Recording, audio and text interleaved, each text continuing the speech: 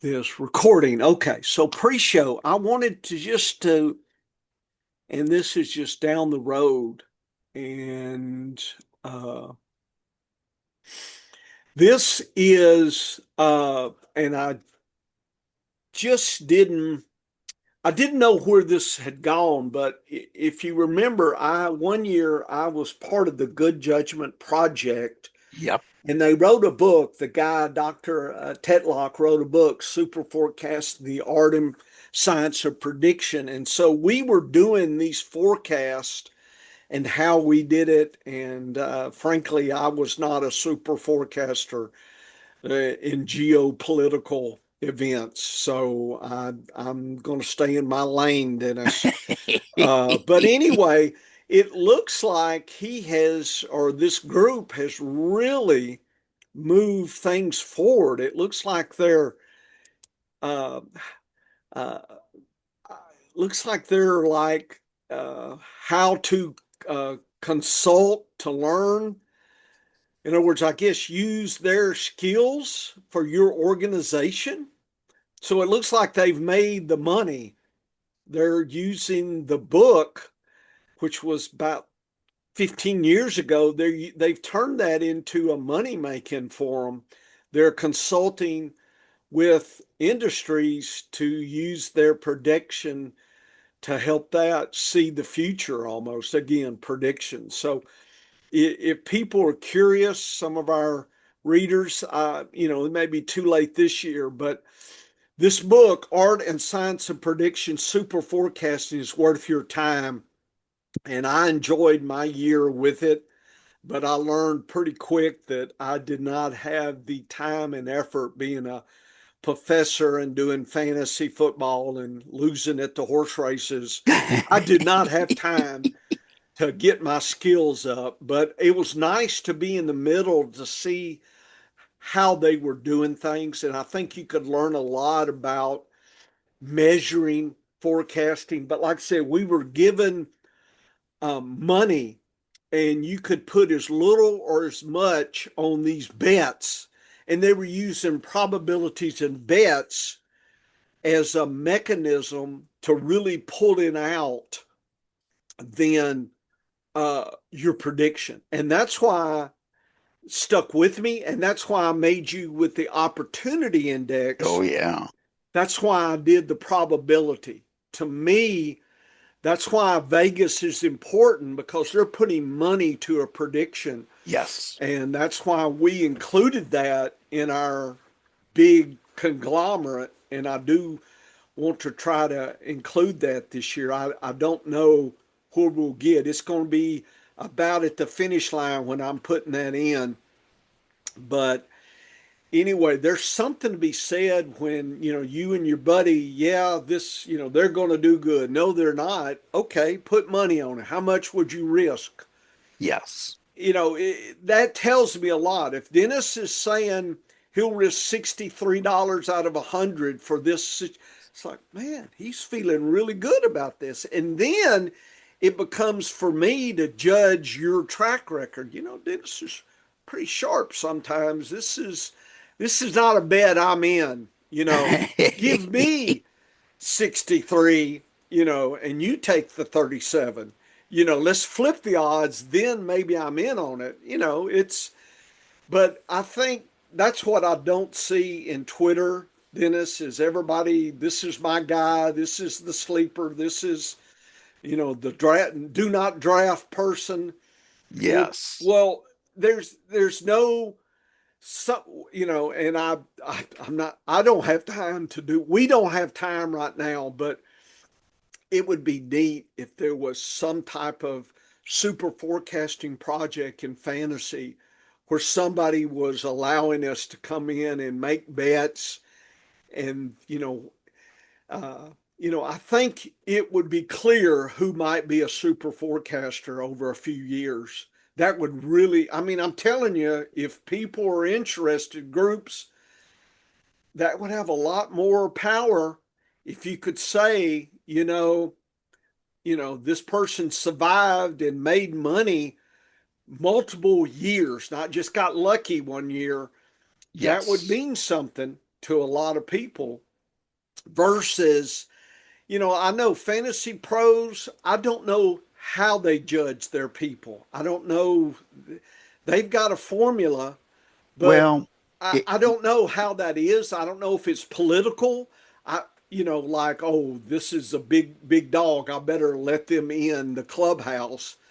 When well, you do super forecasting, yeah. Dennis, if you look, he will say we don't pay attention to who you are, your creed, your race, sex. It doesn't age. It's just can you do it or can't.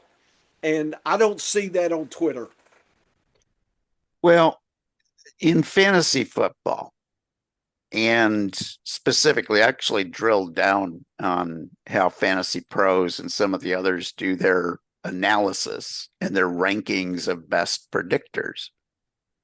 And it's actually very disappointing Yeah. because it doesn't go into more as much detail as a scientist would like to see. Yeah. It's simply, I'm forecasting 1 through 20. And if I say CMC is going to be number 1 and he finishes 45th in total points, they use total points, by the way, Ooh, which we already know is flawed. that can be tricky. Who stay So, healthy, maybe. correct. And what I actually think would be a better analysis scheme is to say, okay, I'm forecasting this guy to be number 1. How many times did he hit the best ball scoreboard? So, in other words, we know the median is what, about 12, right? 12 For PPR running points. backs. Yeah, Correct. between 12 and 13, depending on, Yeah. yeah, but it's close So, to 12 to th- 13 median. yeah. So here's what I would propose. If I were to This be, PPR, yes, correct, 15 points PPR or 12 13. points PPR. Yeah. What I would be if I was asked, okay, come up with a better method. What I would say is pretty simple because it also gives credit for what I would say is availability. Okay. That's important in fantasy football, but it's not the only thing that's important. Being available and being a consistently high producer is what I would forecast. So I would say, how many games did you have over 15 points? So that's enough of a margin above the median that player is likely to have hit the scoreboard in best ball at either a starting running back or a flex position. Again, depending on the rules of the league. But let's say it's similar to FPPC scoring where they score 2 flex positions. 15 points. I'd do a study and I'd say, okay, let's look at every best ball scoreboard of the top 6 teams every week. What was the minimum score that it took to reach that scorecard? Okay, it was 17.5. Let's just make up a number after we do the study, as if we did the study. That's how I would grade. Okay, so you're saying he's an RB1. Let's compare him to every other running back on the same criteria and say, how many games did he have over 17 and a half? Now, if you want to give a bonus for the real big games, say twice the median, because that's going to be an impact. I'd factor that in as well. But simply grading against points, it just one injury can doom you. Like if everybody was number 1 on CMC last year, I would be handicapping him to finish 5th if I was in one of those contests. Because now, if he is worse than first, I'm probably closer than everybody else, especially if he bombs. Okay. So my score in this contest, I would play to the contest rules, which wouldn't give you a good track record for real fantasy football. The way they grade doesn't make you a better player. Like if I were to use those rankings to build a team, I'm not guaranteed to have a better team because they're scoring it in a way that just says, okay, if I'm smart, if this year everybody's forecasting Jamar Chase as the WR1, I'd put him as my WR5. The worst I'm going to do is 4 points in error. But let's say he gets hurt, he finishes 35th. Now I beat everybody by three or 4 points. See, that's the error in this, and that's where super forecasting concept of putting money on it Yep. really makes the difference. Because now if I have to say, okay, I get to put a bet Yes. on everybody, like if Amount you of money. my money, Yep. and if you finish in the top, 12, I cash that bet. So in other words, if I say Jamar Chase 60% likely, I bet 60 of $100 on Yep. him making it. Mhm.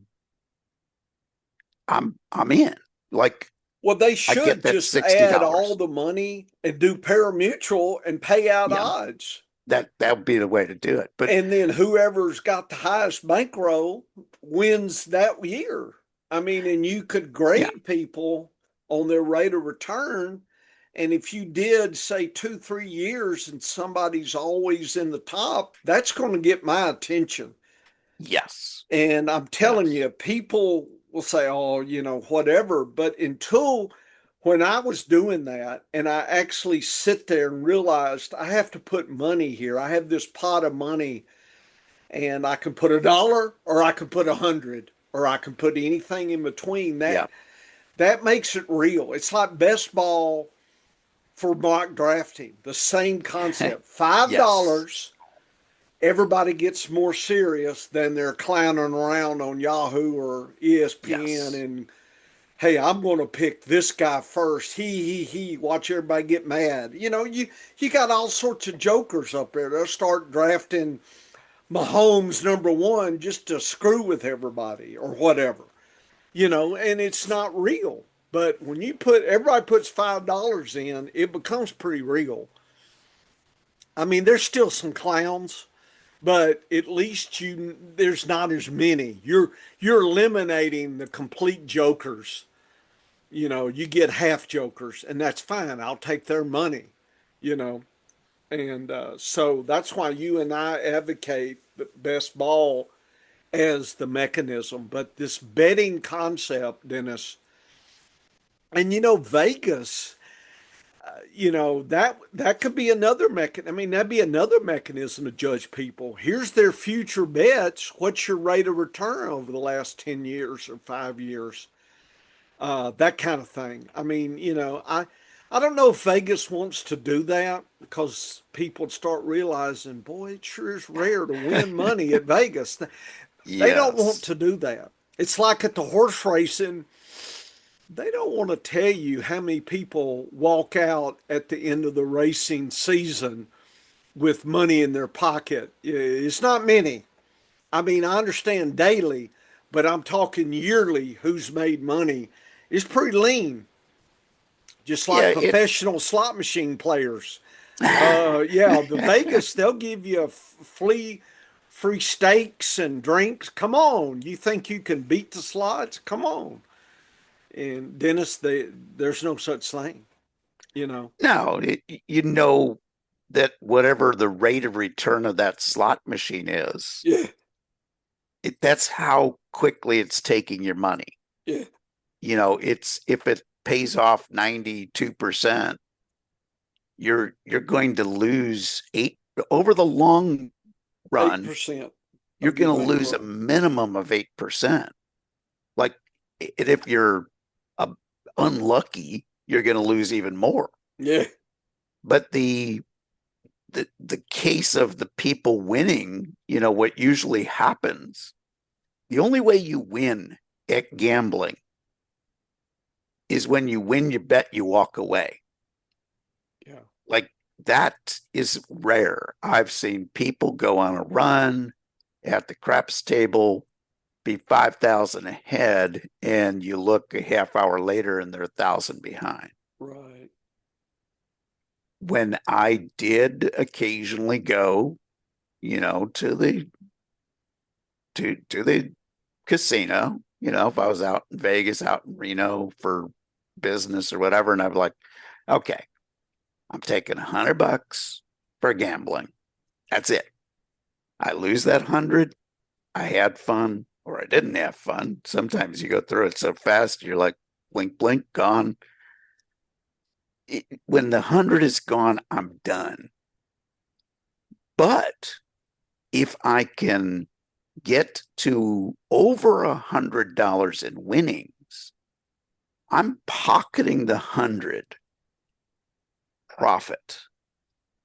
And then I'm going home with $100 win. Like the last time I was in Reno years ago, I had a progressive betting idea for roulette, and this is back in the day, and at this casino they even had a piker $5 table. Yeah. Now like $20 minimum bet. You got to bring 2,000 minimum in cash to withstand a bad run.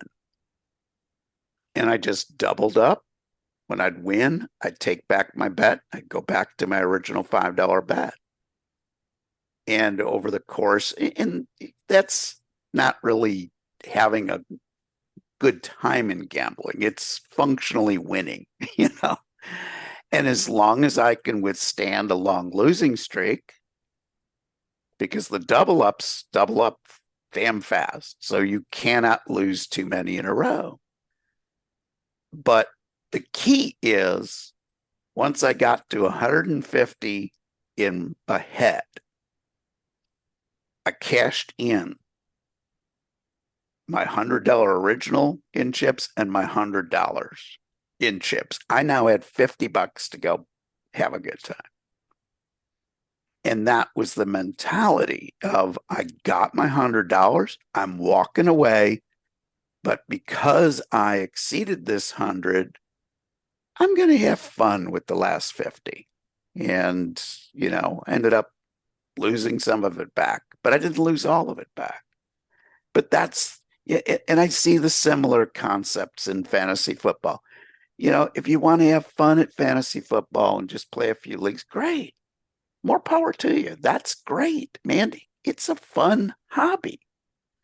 I want to have fun and I want to win money. Yep. Because I know, Professor, that based on scientific results, if you can beat the consensus in fantasy football with a good strategy and good knowledge of the players. Notice I didn't say perfect knowledge or No. really being great. Just good, like good, better than consensus at forecasting the players. And you avoid the potholes in the draft. The potholes are built in drafts by all the noise in fantasy football, all the people that are so sure.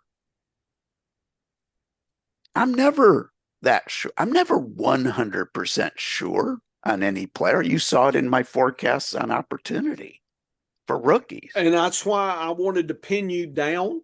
Yes. And, And you probably should, Dennis, in July. We should I'm going to probably revisit. update. Yeah. Yeah. And just kind of see what's happened since then. Yep. 1st of July is my time to start working on my next level of forecasts. Mm-hmm.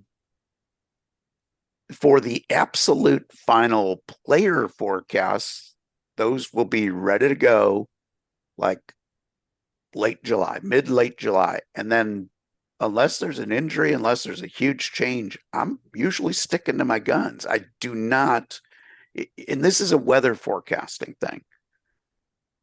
This is a bias that was brought from weather forecasting. As long as the forecast hasn't busted, and as long as there isn't new data that is really contrary to what your original opinion is, if I forecasted 4 to 7 inches of snow, for instance, I'm not going to wait for the next model run that I know is not going to be any more accurate yet. I'm 3 days, let's say I'm 3 days out, and I say, man, it looks like 3 days from now, 4 to 7 inches. 12 hours later, I get one model that says it could be higher or lower. But everything else says, you're probably still on track. I'm not going to go from 4 to 7 to 2 to 4 the next forecast period, and then to 7 to 12 the next, and then back to 4 to 7. I'm going to stay at 4 to 7. I'm going to give my alternate forecast might change. Maybe my alternate forecast says, there's some data that suggests that maybe it's higher. So my original forecast, 4 to 7, maybe keep that percentage at 70. And I put the 30% instead of 2 to 4. I'm now saying, you know what? There's some concern. Now I'm putting that higher, that other smaller percentage to the other side. Fantasy football, you should act the same way. You should not, just because the coach says something nice about a player. Well, they're going to say something bad about their high rookie. This guy Yeah. sucks. Can you imagine Or what the owner would do to that coach? or the contrary part. When training camp opened last year, Bucky Irving was third on the depth chart. Rookies are always third on the depth chart, Yeah. or fourth or fifth.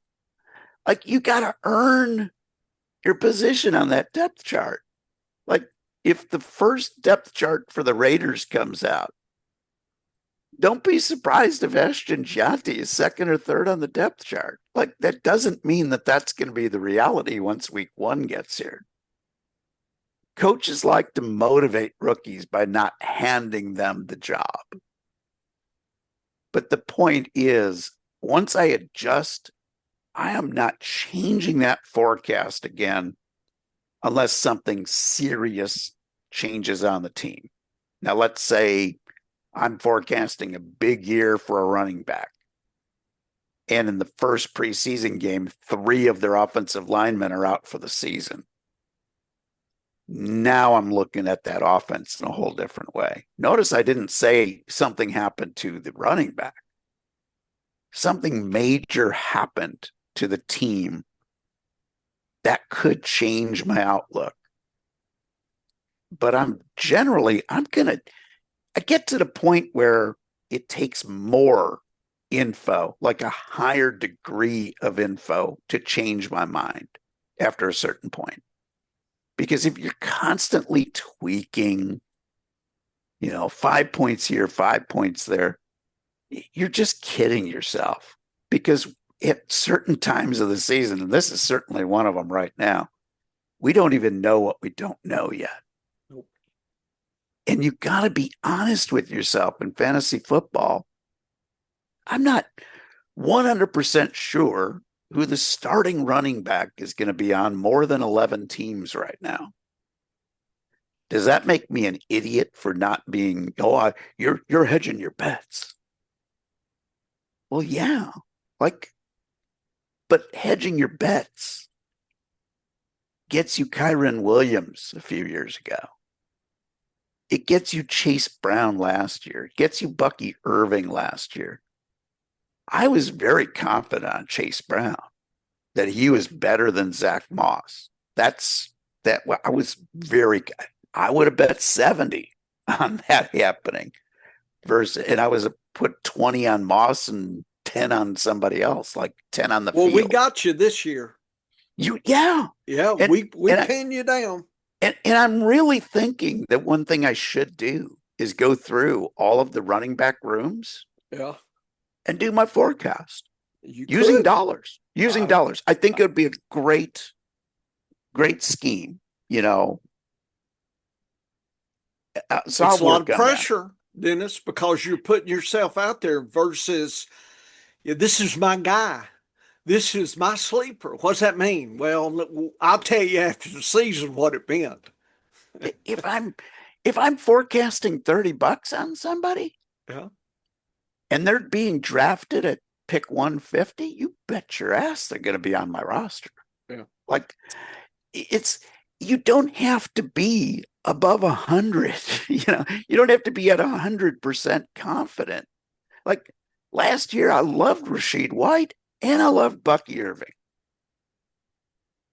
You know how I handled that. Draft them both and play them Draft both them both. sometime. Yeah. Every team, every redraft team last year where I drafted Rashad White, I added Bucky Irving. Yeah. Now, on teams that I missed on White because he went before I thought he was a value, I also selected Bucky Irving. Why not? I had Bucky Irving on like 80% of my teams last year. Well, you put him on our dynasty.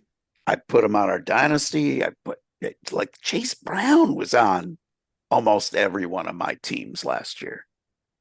I just, when you find those guys, you go for it, man. You roll. Our You starting, roll. I'm looking, Dennis, at our dynasty right now. I'm going to remind Oh people, yeah. Dennis is not just blowing smoke here. He actually, this is our shared dynasty. And right now, if we were starting today, it'd be Goff, Bucky, and Chuba. Then we got Lamb and Higgins, Hawkinson, Devonta Smith. Waddle's a little tricky. We're going to have to play, he's probably going to be our flex in and out. But I see this year you got Scatbo, Jalen Blue, picked up Chubb for probably nothing. Yeah, we got him And cheap. Estime, I mean, there's some, there we go. Elijah Mitchell. Well, I mean, you got some interesting players. We've got to knock down four. So our hard part, Dennis, is who of these who we're going to get rid of here and so whatnot. But so anyway, injury. Yeah, yeah, and in these leagues, folks, you have to keep a kicker and a defense. You yeah, always have to have a legal squad. right, right. Yeah. We will probably change up kicker and defense Oh quite yeah, often yeah, throughout the yeah. year. I will do we'll do a streaming situation. Yeah, if Uh, you go to our back to our bench, I'll tell you who the two drops are right now. would it be Madison and who? Madison would be one, Yeah, and the other Chubb. wide receiver Oh would be not a bouquet, but Jalen Lane. boy, So you're I telling like me you Jalen. would take Chubb over Lane? Yes, yeah, yeah. Right now, because we are so loaded at wide receiver that Ah, okay. that's So it. We've that got your decision is based on yeah, the how our team is structured. correct. See, Because that's an advanced yes, concept, Dennis. I don't yes, think you've ever done an article, and yeah, it I may not should, be this year, but you might want yeah, to put that down for ideas. You know what I'm saying? Flesh that out. yeah. In other words, if you were betting, based on our team, who would be more valuable? Maybe that's the bet you construct, and how much would you bet Chubb versus Lane? In other words, is that how we make a decision? I don't know. I'm just throwing things out here. Don't listen to Yeah, me, and but and here's the joy of this league format. I can carry four extra guys as for a long as I while, don't want to make a move. yes, I can't make a waiver move until September 3rd anyway. yep, Okay. I can make a trade anytime. right. So And I we could could trade some of these people. I could fundamentally I could, like in practice, let's say Anthony Richardson all of a sudden had a lot of buzz over him, which he's got negative buzz right now. Yeah, But but you could trade him away.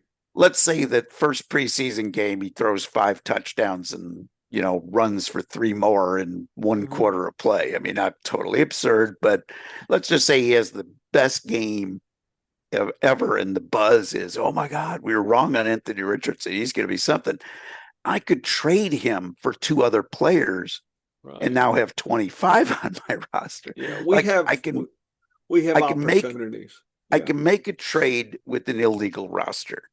I Well, can't make a waiver move with an right. illegal roster. But here's what's going to happen between now and cut time. Cut time is first week of the season or first, waiver. If we Yeah. want to change kicker and defense, we have to have a legal Yeah. team when we file that first waiver move. Although we'll probably get rid of Green Bay because we don't want to go up against Detroit. No. But I kind of think we'll keep Fairburn. Um, he's not a bad kicker. But here's the thing: is right now I know that with our depth at wide receiver, even if Jalen Lane becomes a thing, he's going to become a thing as the second or third best wide receiver on Washington. Mhm. He ain't going to be in our starting lineup, Yeah. It would and take injury. it'll take injury. Scary Terry get hurt out for the season, Yeah, then we maybe got something. and even if that happens, it would take an injury to one of our top four, our top five, basically, and actually our top six, because I think Agbuka is going to be a good one. Mhm. So we've got six really, really good wide receivers. We can only play four of them any Right. given week.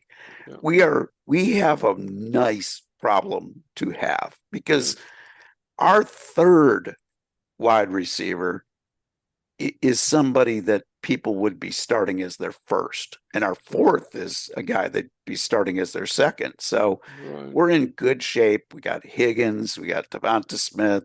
I think Waddle's going to have a good year, and then Lamb is all world. Yeah, and I do want to say, Dennis, that they have a nice stat called percentage of starting across the Yes, platform. yes, So right away, if you look at Golf at 60, look at Stroud at 59. yes, So versus Anthony at 15. yeah, So they're telling you 3x more than Richardson. Look at Lane, he's 0.02. Look at Chubb, 2.6. So yeah. really, 10 times. I mean, that's not a lot. I mean, they would say get rid of Bradford Smith. That would be a closer, or even Mitchell Or versus Lane. Mullings, or Or, Mullings. or, Yeah, but, I think this is good for weekly. This is a good place to start. A lot of yes, times, if I'm in a hurry, I'll shift to the highest percentage starter and then look at the DAPS and efficiency, other things, and flip them in and out. But a lot of yeah. times, most of my starts are pretty obvious and everybody knows it. It's not a secret that you should start Lamb, right? It's not, No, shh, don't tell no, anybody, or no, Bucky Irwin, shh, no. don't tell. Everybody knows that. It's these calls like right here, Waddle 67. That's pretty good. I mean, look at our choices. It would be Cups at Cup at 54. Yep, 54. So yep. there is probably right now, if we were starting this weekend, that would be the choice probably. We would Yeah, debate. yeah. And will Stroud start over Goff? I mean, both are going to be, We're going to stream those cats. yeah, both of them on the road this first week. We'll take a look at that. And hey, Richardson might be the play against Miami if he It starts could week be. one. It could be. But we've got lots of time. We know somebody's going to get hurt. So of those four, I would almost guarantee that one of these guys on our team is going to IR before week one. Yeah. It's just, you know, I'm actually rooting for it. If Richardson can't be a great starter this year, Yeah. I would Put him on love if he's IR. I would Yeah. love if he just started the season on IR. It makes our life simple. Yep. Yep. Because, and again, we got him at a good price. We got him in a second round of a one quarterback draft. he was worth the gamble because of his upside. And there really weren't any other players that we really liked that year. So, Yeah. we're not in a wide receiver needy situation, although we just added a Buka. Good job. Because and I'm not even that high on Skatebo compared to other people, Yeah. but he's got he's number 2 on the roster right now at running back. Worst case. Give me Mhm. that any day of the week. I'm And trying to then see what did they say about him here. it's They're just talking about it in April. The only thing I don't like is I wish they would update some yes. information. You have to go elsewhere to get the latest buzz on them, But anyway, Yeah, FPPC, a lot of great things but about there's it. some things they can improve, and There's that would some be things they one. could improve, but they aren't they're in the business of making money from getting you to play more. Yep. They're not in the business of giving you a ton of information, and Right. that's Right. fine, you Anyway, know. just getting back, Bucky Irwin, I'm just saying, in some ways, this draft capital concept is kind of like betting and kind of like a Yes. bankroll. Yes. And we probably should do an article on that, trying to fuse that together. We, as in Dennis, this year, I put him to work there. The editor makes me say these because all I have to do, Dennis is you just put a little bait in that water and all of a sudden he's going for it because he just, he's just point me in the right direction. He's going to go do it. And I really appreciate that. He's a hard worker. He puts his work in. And I love your opportunity index. And, we're going to start the show here, Dennis, because I'm itching to go into your art of your better Ooh. than zero because I'm going to put you through your paces. So, folks, you need to listen. I'm not telling Dennis what I'm going to do, but it's going to be a secret surprise. It's not going to be a bad surprise. Anyway, so Dennis, we probably, because it's almost 11 o'clock Saturday morning, Yeah, we we got better fish to jump fry. Yeah. we better jump into this, and for some reason now my computer wants to give me a headache, but Yeah. Well, that's that's all okay. right. The cat Yeah, may have got the mouse. yeah, it's for some reason the thing is spinning. It doesn't want me to be Start able to your minimize. Doesn't want me to be able to minimize your screen. Maybe if you stopped sharing. I have stopped sharing. Oh, you've stopped sharing and I'm still seeing it. So that's never a Ooh. good sign. Yeah, that means Never a good sign. We're kind of stuck in limbo land here, and that may not be good. okay. Well, I can stop recording, or you can leave and come Yeah. back. Yeah, let's try. It won't even let me leave at this point. But So stop you're gonna stop recording and maybe that'll okay. that'll I'm gonna jump us hit out of here.